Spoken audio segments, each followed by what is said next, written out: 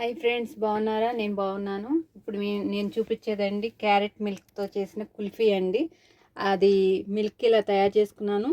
ఈ వీడియో నా ఛానల్లో ఉంది. అయితే దీంట్లో పోసి ఫ్రిడ్జ్లో 1 డే నైట్ మొత్తం ఉంచాను.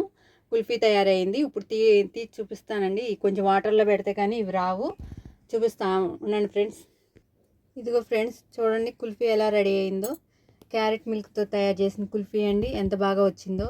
చాలా టేస్ట్ ఉంటుంది. బయట తినేదానికన్నా మన ఇంట్లో మనం చేసుకుని పిల్లలకి పెట్టినా మనం తిన్నా ఎవరైనా సరే చాలా టేస్టీగా ఉంటుంది ఫ్రెండ్స్. చూడండి ఎంత బాగా వచ్చిందో కుల్ఫీ.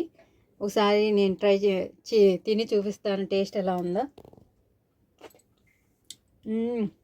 చాలా బాగుంది. క్యారెట్ ఫ్లేవర్లో మంచి స్మెల్ వస్తుంది.